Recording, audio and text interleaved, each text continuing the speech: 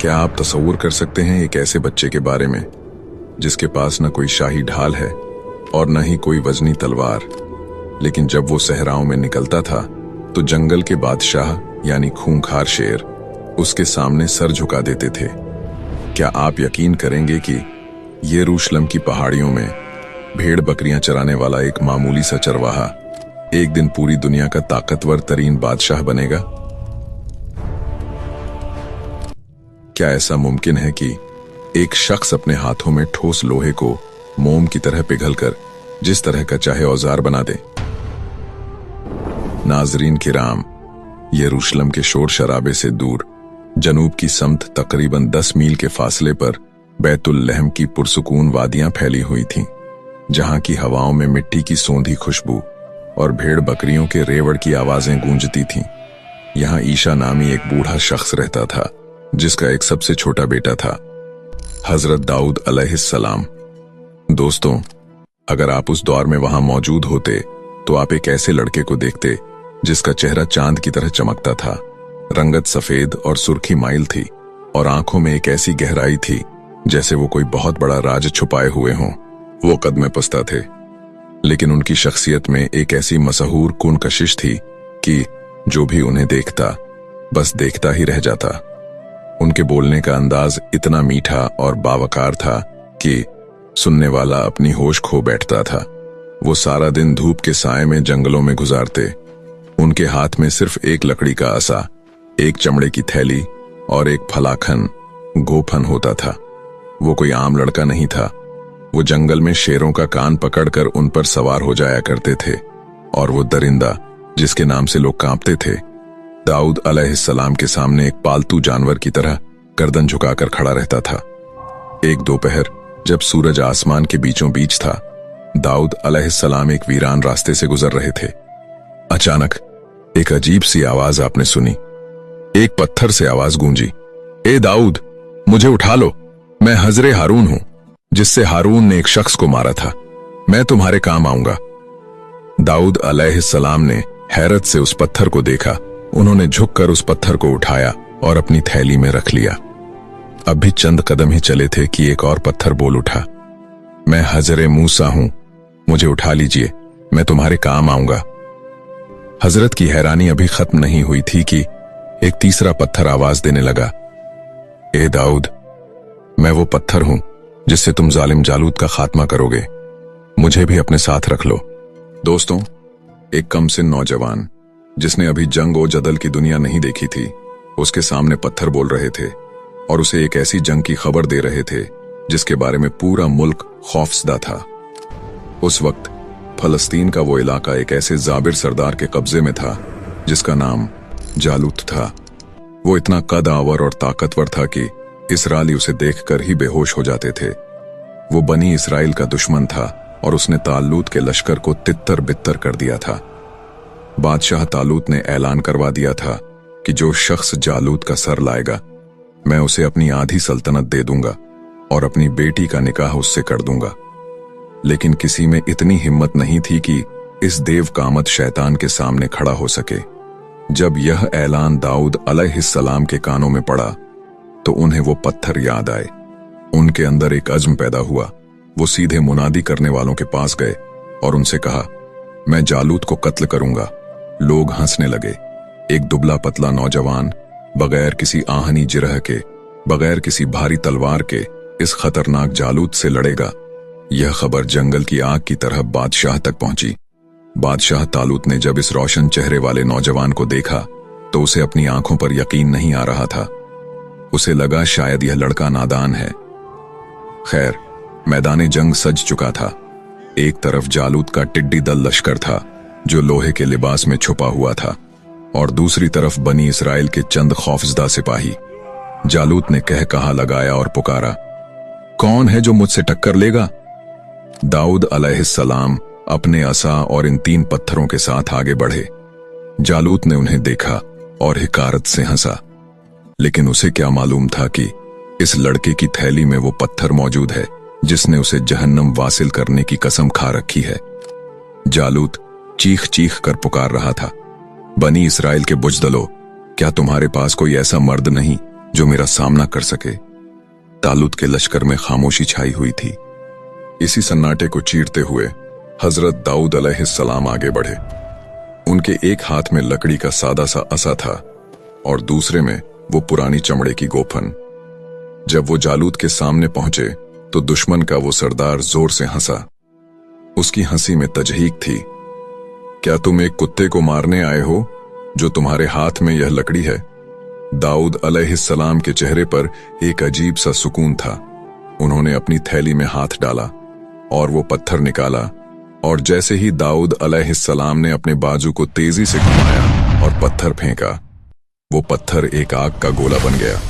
वो हवा को चीरता हुआ सीधा जालूत के माथे पर लगा, बिल्कुल उस जगह जहां उसके हेलमेट में थोड़ी सी दरार थी।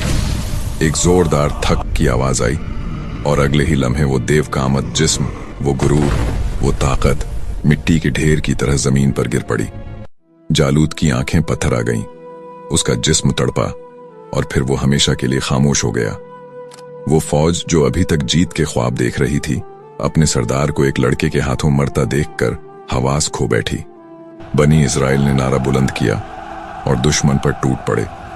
यह एक ऐसी फतह थी जिसका तज़किरा खुद कुरान पाक में यूं आया है, दाऊद के हाथों जालूत कत्ल हुआ।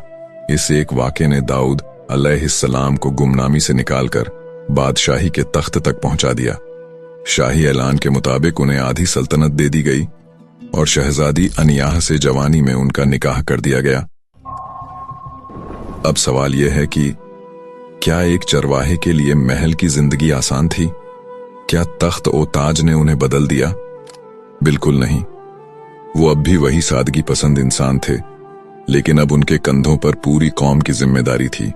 महल में जिंदगी पुरसुकून लग रही थी, लेकिन कुदरत उन्हें एक और बड़ी आजमाइश के लिए तैयार कर रही थी। उनके हां एक खूबसूरत बेटा पैदा हुआ जिसका नाम अल-बशालूम रखा गया।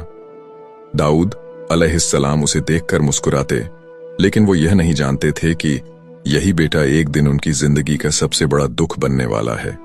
एक तरफ यह खानदानी तलखियां बढ़ रही थीं, तो दूसरी तरफ अल्लाह ने दाऊद अलैहिस्सलाम पर अपनी किताब जबूर नाजिल फरमाई। यह वो किताब थी जिसकी आयात जब वो अपनी मशहूर कुन आवाज में पढ़ते थे तो कायनात का झर्रा जर्रा थम जाता था।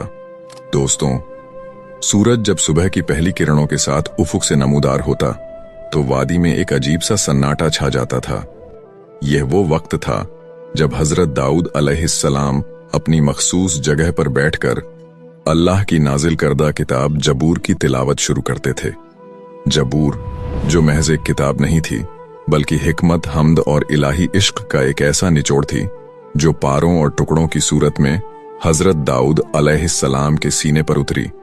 रिवायात के मुताबिक यह मुकद्दस किताब माह रमजान में आप पर नाजिल की गई। जब हजरत दाऊद अलैहिस्सलाम अपनी बुलंद और सुरीली आवाज में जबूर की आयात पढ़ते तो फिजा का दर्जा-ए हरारत बदलने लगता। हजरत की आवाज इतनी मीठी और पुरकशिश थी कि जंगल के वहशी दरिंदे जो एक दूसरे का खून बहाने के आदी थे, वो सब अपने शिकार को भूलकर हजरत दाऊद अलैहिस्सलाम के गिर्द खामोश खड़े हो जाते। आसमान पर उड़ते परिंदे अपनी परवाज रोक लेते और हवा में रुककर उनकी तस्बीह का साथ देने लगते थे। कुरान पाक में अल्लाह ताला फरमाता है कि हमने पहाड़ों और परिंदों को दाऊद अलैहिस्सलाम के लिए मुसख्खर कर दिया था, यानी जब वो अल्लाह की पाकी बयान करते तो वो ठोस पत्थर और बुलंद ओबाला पहाड़ भी गूंज उठते और उनके साथ मिलकर पुकारते, सुभान अल्लाह। कहा जाता है कि हजरत के आंसू की नमी से जमीन पर घास उगाती थी और उनकी तड़प और आहों की गर्मी से वो घास जलकर राख हो जाती थी। उनका पूरा वजूद अल्लाह की मोहब्बत में पिघल जाता था। मगर इसी नूरानी माहौल के बरक्स शाही महल के बंद कमरों में कुछ और ही चल रहा था। हजरत दाऊद अलैहिस्सलाम के यहाँ एक बेटा था जिसका नाम अल-बशालूम था।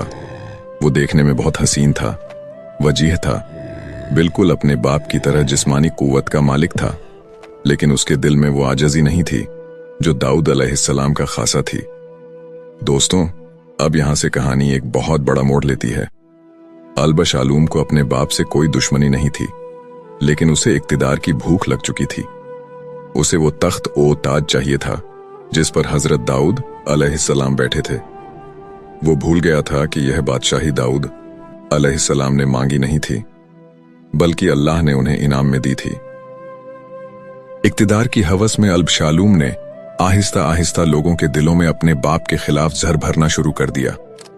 वो लोगों से मिलता, उनकी हमदर्दियां समेटता और जाहिर यह करता कि वो उनका सबसे बड़ा खैर ख्वाह है। वो एक ऐसा बेटा बन चुका था जो अपने ही बाप की सल्तनत की बुनियादें खोद रहा था। उधर हजरत दाऊद अलैहिस्सलाम अपनी इबादत में इतने मुनहमक थे कि उन्हें महल की इन साजिशों की खबर तक न थी। उनकी इबादत का तरीका देखकर फरिश्ते भी हैरान रह जाते। वो एक दिन रोजा रखते और एक दिन इफ्तार करते, रात का आधा हिस्सा आराम करते और 1/3 हिस्सा अल्लाह के सामने सजदे में गुजार देते। वो इतने बड़े बादशाह थे, पूरी दुनिया के हुक्मरान थे, लेकिन उनके दिल में एक बात खटकती थी। एक दिन अल्लाह ने उन पर वही नाजिल की कि ए दाऊद, तुम एक बेहतरीन बंदे होते अगर तुम अपना रिज्क अपने हाथों से कमाकर खाते और बैतुल माल पर बोझ न बनते। यह सुनकर दाऊद अलैहिस्सलाम मगमूम हो गए। वो जारो कतार रोने लगे। एक बादशाह जिसके पास हीरे जवाहरात के ढेर थे, वो अब यह सोचने लगा कि मैं मेहनत मजदूरी कैसे करूंगा। और फिर अल्लाह ने उन्हें एक ऐसा मौजा अता किया जिसने जंगों की तारीख बदल दी। अल्लाह ने लोहे को हुक्म दिया कि वो दाऊद अलैहिस्सलाम के हाथों में मोम बन जाए। इस हुक्म के बाद हजरत दाऊद अलैहिस्सलाम ने लोहे का काम शुरू कर दिया। हजरत दाऊद अलैहिस्सलाम लोहे का एक ठोस और वजनी टुकड़ा उठाते, उसे न आग में डालते न किसी कोयले की तपिश देते। जैसे ही उनके हाथ इस धातु को छूते, वो सर्द और सख्त लोहा मोम की तरह नरम हो जाता। वो उसे अपनी उंगलियों से ऐसे खींचते जैसे कोई सूत का धागा काट रहा हो। उनके माथे पर मेहनत के पसीने के कतरे मोतियों की तरह चमक रहे होते। वो लोहे के बारीक बारीक हल्के बनाते और उन्हें एक दूसरे में ऐसे पिरोते कि एक मजबूत और हल्की जिरह आमर तैयार हो जाती। इससे पहले लोग जंगों में लोहे के भारी तख्ते सीने पर बांधते थे, जिनका वजन इतना होता कि सिपाही ठीक से हरकत भी नहीं कर पाता था। लेकिन हजरत दाऊद अलैहिस्सलाम ने दुनिया को पहली बार चेन मेल यानी कड़ियों वाली जिरह से मुतारिफ कराया। यह जिरह इतनी हल्की थी कि पहनने वाला इसे महसूस भी नहीं करता, लेकिन इतनी मजबूत कि कोई तलवार या नेजा इसे चीर न पाता था। वो रोजाना एक जिरह तैयार करते और उसे बाजार में 1000 दिरहम में फरोख्त करते। उन्होंने अपनी जिंदगी में ऐसी 360 जिरहें बनाई और 3,60,000 दिरहम कमाकर बैतुल माल से मुकम्मल बेनियाज हो गए। वो एक ऐसे बादशाह थे जो जौ की रोटी खाते और खजूर की छाल से टोकरियां बनाते थे। एक तरफ बाप अपनी रातें इबादत में गुजार रहा था और दिन मेहनत मजदूरी में गुजारता ताकि वो अल्लाह का पसंदीदा बंदा बन सके। दूसरी तरफ इसका अपना खून, इसका बेटा महल के पुरतय्यश कमरों में बैठा साजिशों के जाल बुन रहा था। अल्बशालूम की खूबसूरती और इसकी चिकनी चुपड़ी बातों ने लोगों को अपना गर्विदा बना लिया था। वो हजरत दाऊद अलैहिस्सलाम के दरबार में आने वाले फरियादियों को रोक लेता और कहता, काश मैं तुम्हारा हाकिम होता, मैं तुम्हारे साथ वो इंसाफ करता जो अब नहीं हो रहा। ये वो जहर था जो आहिस्ता आहिस्ता पूरी सल्तनत में फैल रहा था। अल्बशालूम ने अपने बाप की आजजी को उनकी कमजोरी बनाकर पेश करना शुरू कर दिया। वो चाहता था कि वो ताज इसके सर पर हो, वो तख्त इसके कब्जे में हो, चाहे इसके लिए इसे अपने बाप का खून ही क्यों न बहाना पड़े। उधर हजरत दाऊद अलैहिस्सलाम की जिंदगी में एक और अजीब वाकया पेश आया। एक बार वो अपनी मेहराब इबादत में तिलावत में मसरूफ थे कि अचानक एक सुर्ख रंग का कीड़ा उनके सजदे की जगह पर रेंगने लगा। दाऊद अलैहिस्सलाम के जहन में एक ख्याल आया कि अल्लाह ने इस नन्हे से कीड़े को क्यों पैदा किया होगा, इसका क्या मकसद है। अभी यह ख्याल उनके दिल में ही था कि अल्लाह ने इस कीड़े को जबान दे दी। वो छोटा सा कीड़ा बोल उठा, ए दाऊद, क्या आपने मेरी आवाज सुनी? क्या आपने सख्त पत्थर पर मेरे पैरों की छाप महसूस की? दाऊद अलैहिस्सलाम हैरान हो गए। इस कीड़े ने आगे कहा, बेशक आलमों का परवरदिगार मेरे सांस की सदा भी सुनता है और मेरे कदमों के असर को भी देखता है। ए अल्लाह के नबी, अपनी आवाज को धीमा रखिए और इसकी बारगाह में इस कदर फरियाद न कीजिए कि जैसे वो आपसे दूर हो, वो तो मुझ जैसे अदना कीड़े का भी ख्याल रखता है। ये सुनना था कि हजरत दाऊद अलैहिस्सलाम के अंदर आजिज़ी आ गई। वो समझ गए कि अल्लाह की कायनात में कोई भी चीज हकीर नहीं है। मगर अफसोस, जहां बाप एक कीड़े की बात सुनकर तौबा कर रहा था, वहीं उनका बेटा एक ऐसे फितने की आग भड़का रहा था जो पूरे यरूशलेम को अपनी लपेट में लेने वाली थी। अल-बशालूम अब सिर्फ महल का शहजादा नहीं रहा था, बल्कि वो एक बागी बन चुका था। उसने शहर के चौराहों पर खड़े होकर लोगों से कहना शुरू कर दिया था, मेरे बाप अब बूढ़े हो चुके हैं, वो अपनी इबादतों में इतने मगन हैं कि उन्हें तुम्हारी तकलीफों का एहसास नहीं। आओ मेरे साथ मिलो, मैं तुम्हें वो इंसाफ दूंगा जिसका तुमने ख्वाब देखा है। दोस्तों, जरा इस बाप के दिल का सोचें। दाऊद अलैहिस्सलाम को मालूम था कि उनका बेटा क्या कर रहा है। वो इसके बढ़ते हुए कदमों की आहट सुन रहे थे, लेकिन वो एक नबी थे, वो सब्र के पैकर थे। वो चाहते तो एक इशारे पर बेटे को कैद करवा सकते थे, लेकिन वो बाप की ममता और अल्लाह की रजा के दरमियान पिस रहे थे। उधर बेटे ने एक चाल चली। उसने 50 ताकतवर सिपाहियों का एक दस्ता तैयार किया जो हर वक्त उसके साथ साए की तरह रहते थे। उसने अपनी सवारी के लिए ऐसे घोड़े चुने जो बिजली की तरह दौड़ते थे। वो जब भी बाहर निकलता एक बादशाह की तरह निकलता, ताकि लोग उसे अभी से अपना हुक्मरान समझने लगें। साजिश इतनी गहरी थी कि महल के अंदर मौजूद कुछ अहम सरदार भी बेटे के साथ मिल गए थे।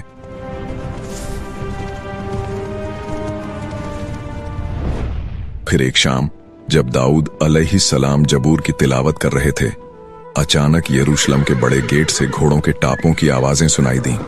लोग चीख रहे थे, हर तरफ अफरा तफरी मच गई थी। खबर आई कि अल-बशालूम ने अपनी फौज के साथ महल का घेराव कर लिया है और वो तख्त पर कब्जा करने के लिए आगे बढ़ रहा है।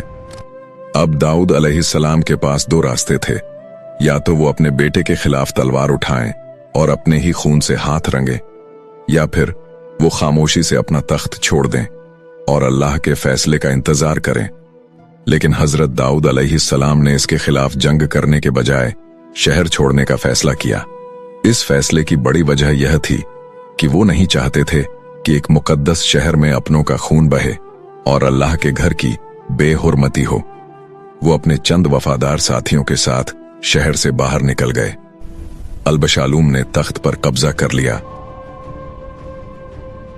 लेकिन जल्द ही दोनों लश्करों के दरमियान शहर से बाहर एक जंगल में मुकाबला हुआ।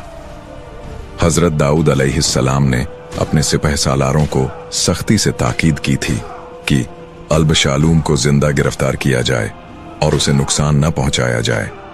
जंग के दौरान जब अल-बशालूम का लश्कर बिखर गया तो वो अपने खच्चर पर सवार होकर भागा। रास्ते में एक बड़े दरख्त की शाखें नीची लटक रही थीं। अल-बशालूम के लंबे बाल इन शाखों में बुरी तरह उलझ गए और वो हवा में लटक गया। सिपाहियों ने जब उसे इस हाल में देखा तो फितना खत्म करने के लिए उसे वहीं कत्ल कर दिया। जब हजरत दाऊद अलैहिस्सलाम को अपने बेटे की मौत की खबर मिली तो वो एक बाप के तौर पर बेहद गमगीन हुए और झारो कतार रोए। लेकिन इसके साथ ही उनकी बादशाही दोबारा बहाल हो गई और मुल्क में अमन कायम हो गया। उनकी 100 साला जिंदगी का हर पल मौजात से भरा हुआ था। उनकी बादशाही बिलादे शाम से लेकर फारस के इलाकों तक फैली हुई थी।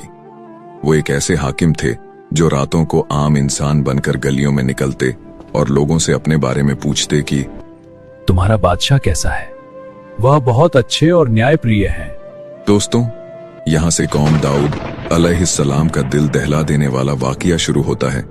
क्या कोई पूरी की पूरी कौम एक ही रात में जानवर बन सकती है? यह कोई अफसाना नहीं, बल्कि यरूशलेम के करीब बसने वाली इस बस्ती की हकीकत है, जिन्होंने हजरत दाऊद अलैहिस्सलाम के दौर में अल्लाह के एक हुक्म को मजाक समझ लिया था। यह किस्सा है आयला नामी बस्ती का, जो बहीरा ए कुलजुम रेड सी के साहिल पर वाकई थी। यह एक खूबसूरत और खुशहाल शहर था जहां के लोग मछलियां पकड़ने के माहिर थे। नीलगू समंदर की लहरें जब साहिल से टकराती थीं तो उनमें चांदी की तरह चमकती हजारों मछलियां उछलती नजर आती थीं। लेकिन इस बस्ती के लिए अल्लाह का एक सख्त कानून था। हफ्ते सैटरडे का दिन सिर्फ इबादत के लिए होगा, इस दिन मछली पकड़ना हराम है। हफ्ते की सुबह जब सूरज तुल्लू होता तो एक अजीब मौजज़ा होता। समंदर की तमाम मछलियां जो बाकी 6 दिन गहराइयों में छुपी रहती थीं, वो हफ्ते के दिन सतह पर आ जाती और साहिल के इतना करीब होती कि कोई बच्चा भी उन्हें हाथ से पकड़ सकता था। वो मछलियां गोया इन लोगों को चिढ़ाती थीं, उनके सब्र का इम्तिहान लेती थीं। मछलियों की कसरत देखकर इन लोगों के दिल में लालच बढ़ने लगी। उनके दिल में लालच का सांप करवटें लेने लगता था। वो सोचते कि हाय, इतनी दौलत सामने है और हम सिर्फ इबादत में वक्त गुजार रहे हैं। बिलाखिर शैतान ने उनके जहनों में एक मक्काराना तरकीब डाली। उन्होंने सोचा कि हम मछली पकड़ेंगे भी नहीं और मछली हाथ से जाएगी भी नहीं।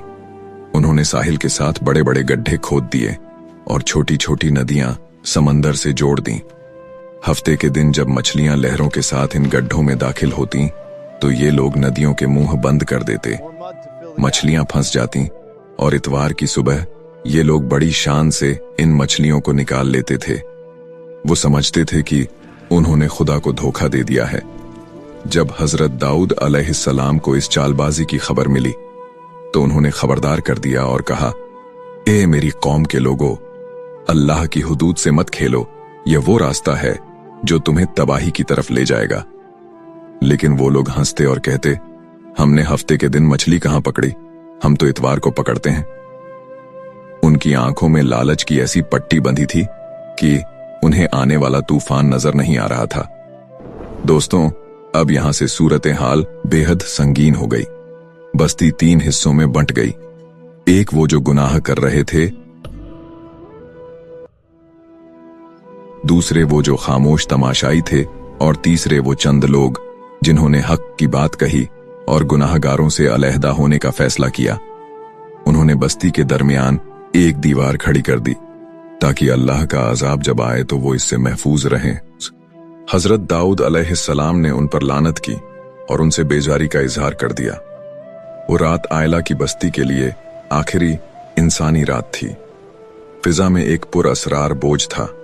परिंदों ने चहचहाना बंद कर दिया था और समंदर की लहरें भी खामोश थीं। गुनाहगार लोग अपने घरों में मछलियों के कबाब खाकर सुकून की नींद सो गए, ये सोचे बगैर कि कल की सुबह उनके लिए क्या लाने वाली है। अगली सुबह जब सूरज निकला तो बस्ती के उस हिस्से में जहां नेक लोग रहते थे, एक अजीब सी खामोशी थी। न किसी के चलने की आवाज, न बाजार की चहल पहल। जब कुछ लोगों ने हिम्मत करके दीवार के ऊपर से झांका तो उनकी चीखें निकल गईं। गलियों में इंसान नहीं थे, वहां हर तरफ बंदर दौड़ रहे थे। वो बंदर एक दूसरे को हैरत से देख रहे थे और इंसानी आवाज में रोने की कोशिश कर रहे थे, लेकिन उनके हलक से सिर्फ जानवरों जैसी चीखें निकल रही थीं। ये वो लम्हा था जब उन लोगों को एहसास हुआ कि अल्लाह के हुक्म से मजाक का अंजाम कितना होलनाक होता है। वो बंदर अपने इंसानी रिश्तेदारों को पहचान रहे थे। वो उनके पास जाकर उनके कपड़े पकड़ते और उनके पांव में सर रखकर रोते, लेकिन उनके चेहरे मसक हो चुके थे। क्या आप जानते हैं कि इन बंदरों का अंजाम क्या हुआ? कुरान बताता है कि वो 3 दिन से ज्यादा जिंदा न रह सके और पूरी की पूरी नस्ल मिट गई, लेकिन उनका यह इबरतनाक किस्सा कयामत तक के लिए महफूज कर लिया गया।